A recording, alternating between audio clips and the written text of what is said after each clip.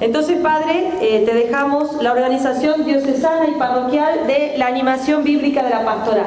Varios en el recreo pedían, bueno, concretemos a ver cómo hacemos. Esta es la respuesta que el Padre nos va a dar. Bueno, muchas gracias. Vamos a comenzar con un texto de la palabra de Dios escrita en el Evangelio según San Lucas, capítulo 14, versículos 28 al 33. Si alguno de ustedes quiere construir una torre, ¿acaso no se sienta primero a calcular los gastos para ver si tiene con qué terminarla? De otra manera, si pone los cimientos y después no puede terminarla, todos los que la vean comenzarán a burlarse de él, diciendo: este hombre empezó a construir, pero no pudo terminar. O si algún rey tiene que ir a la guerra contra otro rey, ¿acaso no se sienta primero a calcular si con 10.000 soldados puede hacer frente a quien va a atacarlo con 20.000? Y si no puede hacerle frente, cuando el otro rey esté todavía lejos, le mandará mensajeros a pedir la paz. Así pues, cualquiera de ustedes que no deje todo lo que tiene, no puede ser mi discípulo. Esta parábola, que está en la línea del seguimiento, creo que nos aporta una luz muy interesante también para todo lo que tiene que ver con la tarea pastoral y sobre todo con la planificación pastoral. Tener la capacidad de darnos cuenta con qué contamos, dónde estamos parados, qué tenemos para poder proyectar. Uno podría decir en terminología moderna, la parábola nos da un fuerte sentido de realismo y de realidad, por los riesgos propios que tiene la tarea de la planificación. Una tentación no planificar, otra tentación es planificar fuera de la realidad. La parábola nos invita con un saludable sentido de realismo a ayudar a darnos cuenta dónde estamos parados para poder proyectarnos. Y en este sentido, antes de meternos a dar algunos detalles, brevemente quisiera recordar los 4 paradigmas que tienen que ver en la relación Biblia y pastoral, que de hecho se han nombrado acá, los tenía más preparado Damián y no los pudo desarrollar por un tema de tiempo. Hubo referencias del Padre Acero y también de Ian. Entonces vamos a ver ahora los 4 paradigmas que tienen que ver con la relación entre la Biblia y la pastoral. ¿Qué tipo de relación hay? ¿Cómo ha ido evolucionando en el tiempo este tipo de relación? Y podríamos ver 4 paradigmas. El primer paradigma que tenemos es el paradigma del apostolado bíblico o apostolado con la Biblia, que estaba marcado fundamentalmente por ¿qué cosa? Por poder distribuir el texto de la Biblia. El acento estaba en esto, no había ninguna perspectiva de trabajo pastoral. Lo importante estaba concentrado en esto, que pueda ser impreso, llegar la escritura a las personas, a los grupos y a las comunidades. Apostolado bíblico o el apostolado con la Biblia. El segundo paradigma, el segundo momento tiene que ver con el movimiento bíblico. Previo al Concilio Vaticano II, plasmado en el Concilio Vaticano II, de la mano del movimiento litúrgico, el movimiento bíblico busca justamente superar la etapa anterior y la Biblia comienza a entrar en algunos ámbitos pastorales, sobre todo en el ámbito de la catequesis. A nivel litúrgico se ve acompañado esto con la reforma litúrgica que fue fruto del Concilio Vaticano II y permitió desplegar de manera mucho más clara, en cantidad y en calidad, los textos bíblicos a lo largo del ciclo litúrgico. El movimiento bíblico. Tercer paso, tercer paradigma en la relación entre Biblia y pastoral va a ser justamente la pastoral bíblica. La pastoral adquiere, en este caso, una especie de estatuto dentro de la pastoral de conjunto. Se ubica al lado de las otras pastorales.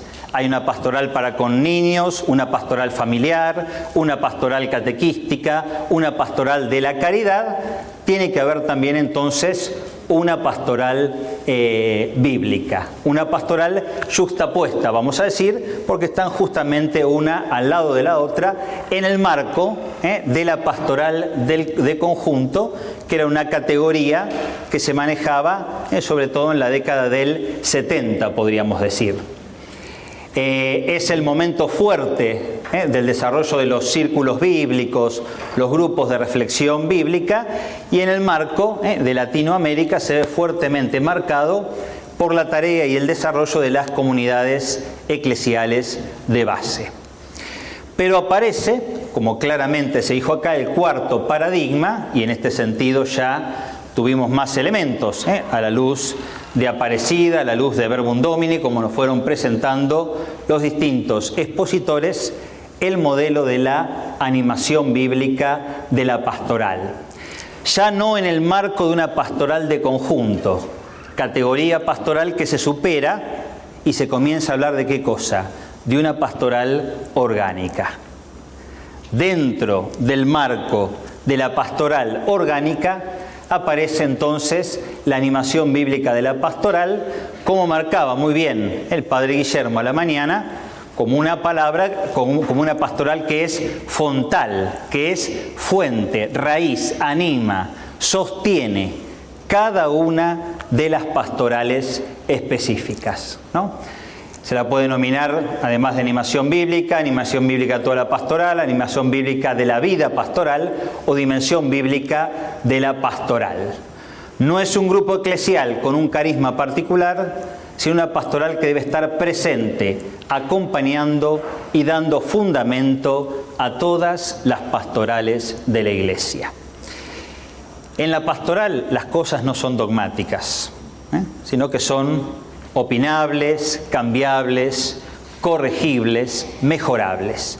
Tenemos estos cuatro paradigmas que en realidad no se contraponen uno a otro, sino que estos paradigmas terminan siendo complementarios.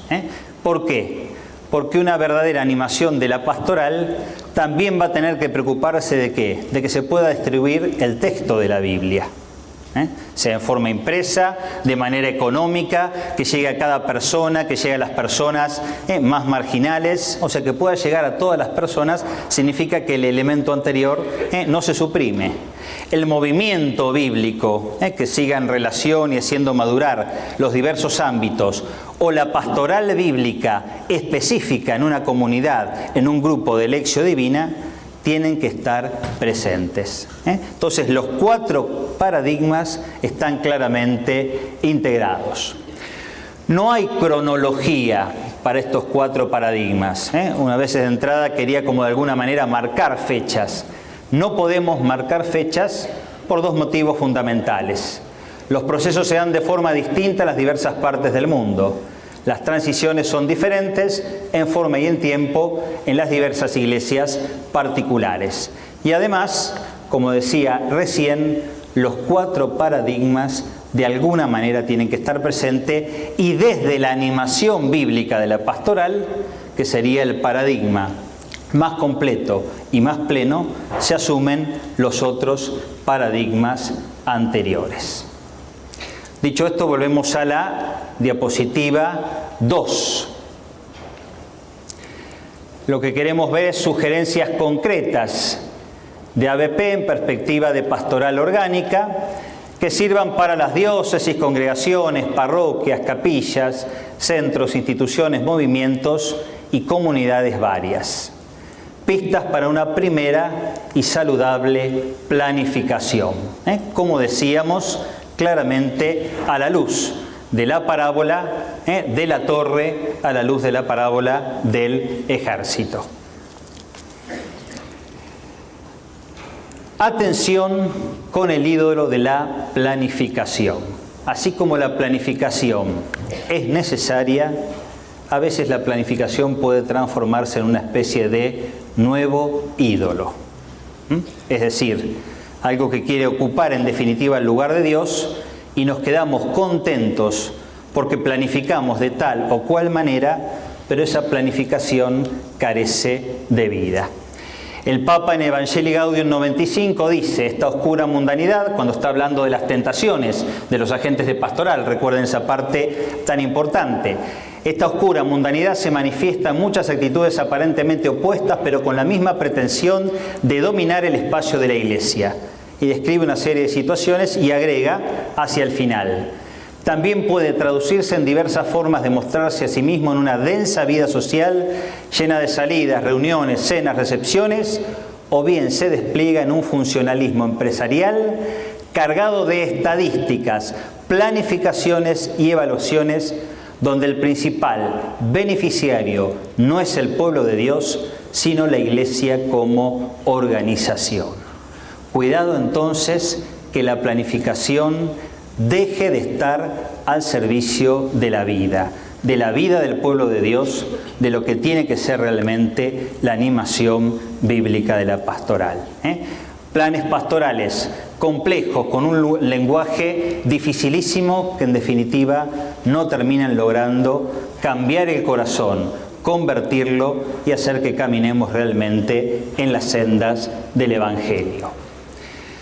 Va a decir más adelante, muchos manuales y planificaciones todavía no se han dejado interpelar por la necesidad de una renovación mistagógica, que podría tomar formas muy diversas de acuerdo con el discernimiento de cada comunidad educativa. El encuentro catequístico es un anuncio de la palabra y está centrado en ella, pero siempre necesita una adecuada ambientación y una atractiva motivación. El uso de símbolos elocuentes, su inserción en un amplio proceso de crecimiento y la integración de todas las dimensiones de la persona en un camino comunitario de escucha y de respuesta. Una perspectiva mistagógica. Decía hoy a la mañana, planteaba el padre Sodin, el tema de que la palabra realmente tiene que animar en serio nuestro corazón y nuestra vida, y no tenemos que verla de una perspectiva como si fuéramos especialistas y nada más. El padre Guillermo continuaba en esta dinámica cuando hacía una cierta crítica, algunas perspectivas duras del método histórico crítico, que no ayuda realmente a que la Biblia, la Escritura, sea palabra de Dios hoy para la vida de las personas y de las comunidades. Una renovación mistagógica que nos haga meter en serio en el misterio de Dios, en la realidad de los misterios profundos del camino de nuestra fe. Uno a veces corre el riesgo de perder de vista esta perspectiva, ¿no? A mí me llama la atención a veces, como párroco lo digo esto, cuando viene alguna persona de alguna experiencia religiosa fuerte que fue a tal lugar y se encontró y fue con tal o cual nueva advocación mariana, por ejemplo, y tuvo una experiencia espiritual profunda, y qué lindo, padre, estar allá. Yo digo, bueno, ¿por qué no podemos de alguna manera, o por qué no puedo yo como párroco, con mi comunidad, generar ese espacio de espiritualidad vital que a veces las personas están encontrando en otros lugares o en otros ámbitos? Tenemos muchos desafíos en este sentido, muchos desafíos. Nuestras estructuras pastorales, comunitarias, de colegios, muchas veces pareciera que no terminan de responder porque falta este toque de renovación mistagógica que realmente sea atractivo a las personas de nuestro tiempo y en nuestras circunstancias. Pasamos esta rápida, pasamos la siguiente. Una más. Con todo lo que vimos acá, desde la primer charla del padre Damián Nannini, invitándonos al tema de la escucha, continuando con lo que dio el padre Iam, FEBIC, animación bíblica primera referencia y nueva evangelización. Esta mañana, Monseñor Dus, que retomó las 3 escuelas que aparecen en el documento de Aparecida: interpretación, comunión y evangelización para una adecuada animación bíblica, y las pistas que de manera particular el padre Guillermo nos dio a los sacerdotes, pero que de alguna manera es extensiva a todo agente de pastoral. Bueno, ¿qué hacemos con todo esto? Nos llevamos un montón de cosas, para algunos muy nuevas, para otros nuevas, para otros algo conocidas, pero siempre uno en los encuentros descubre y tiene algo de novedad. ¿Qué podemos hacer con todo esto? Divido en 2 partes. Una primera parte que tiene que ver para lo que sería la tarea en nuestras diócesis, y una segunda parte que tendría que ver con las tareas más a nivel parroquial. Pero de alguna manera se entrecruza lo que es parroquial y lo que es diocesano, y además estos mismos elementos que aparecen para lo parroquial y para lo diocesano pueden ser aplicados legítimamente a una congregación, a un movimiento laical de la Iglesia, con las debidas adaptaciones. Los elementos que acá podemos plantear evidentemente se pueden de manera creativa tomar para las diversos ámbitos a nivel pastoral. Una vez más digo, en pastoral todo es discutible, opinable, reorientado, todo puede tener una perspectiva distinta. Aquí lo que transmito es parte de lo que he podido ver a lo largo de los años en otros lugares y también en Argentina, y lo que he podido y hemos intentado con la gente de mi diócesis llevar adelante, con momentos de más luz, momentos de más sombras, con aciertos y también con cosas que no responden, como pasa siempre en los diversos ámbitos de pastoral. Entonces, para las diócesis, con sus adaptaciones para las congregaciones o estructuras nacionales de los movimientos e instituciones de la Iglesia, ¿qué elementos entonces podríamos llegar a tener presente? Rubén, enter. Lo primero que sería importante para una diócesis es la necesidad de una comisión de ABP a nivel diocesano, o un pequeño grupo de personas, o al menos un delegado, entre comillas oficial, que pueda ser nexo con el departamento de ABP de la Comisión Episcopal de Catequesis y Pastoral Bíblica. Esto por ahí directamente se los tenemos que pedir a los obispos, y de hecho Monseñor Baisi y el equipo de la Comisión Episcopal de Catequesis y Pastoral Bíblica lo hace. Pero además de hacerlo por arriba, a veces que es muy bueno sugerirle al obispo desde abajo. Ustedes que han venido con una cierta representatividad, muchos de ustedes, en diócesis donde no hay una tarea articulada, porque esto es lo importante. Por ahí hay animación bíblica de la pastoral, hay verdadera pastoral bíblica, pero no está articulada. Las estructuras diocesanas los que nos ayudan es a ¿qué? A articularla, a compartir, a conocernos, a apoyarnos, a poder tener realmente un intercambio fuerte de experiencias. Entonces, en este caso es fundamental tener una actitud de seducción, diría que es la palabra, con sus obispos, para que puedan descubrir, en medio de la multiplicidad de tareas que puede tener un obispo en la diócesis, en medio de los diversos incendios que muchas veces los obispos tienen que estar apagando, darse cuenta que esto también es una prioridad. Entonces, la mayoría de los que vinieron, o creo que todos los que vinieron con representatividad. Es importante esto. Por ahí la comisión no hay que nombrarla enseguida, pero sí un delegado. laico, cura, religiosa, laica, no importa, una persona que pueda realmente aunar un poco los esfuerzos y llevar la tarea adelante. Mar del Plata llevamos muchos años, Quilmes lleva muchos años, Loma lleva muchos años, pero por ejemplo, Salta, que tiene una experiencia tan linda y tan profunda, y particularmente con los jóvenes, ¿cuánto hace que te nombró el obispo, Verónica? 2 años. 2 años. El obispo Lagró le dijo, vení, hacete cargo de esto, digamos, ¿no? Y le metió pata. Laica, pudo coordinar. Entonces, ahí estuvo la posibilidad de llevar adelante la tarea y en muy poco tiempo lograron realmente mucho. Entonces, este sería un elemento. Preferentemente independiente, pero en profunda relación con los secretariados diocesanos de catequesis. ¿Para qué? Para seguir la estructura que vamos llevando a nivel de Iglesia Nacional, donde estamos relacionados pero independiente, y a la vez la misma estructura que tiene la Iglesia Universal. Nosotros no dependemos del ámbito de catequesis, sino justamente que el ámbito de pastoral bíblica tiene que ver con la FEBIC. En nuestro país, cuando inició la tarea, la hermana María Inés Corral, el departamento de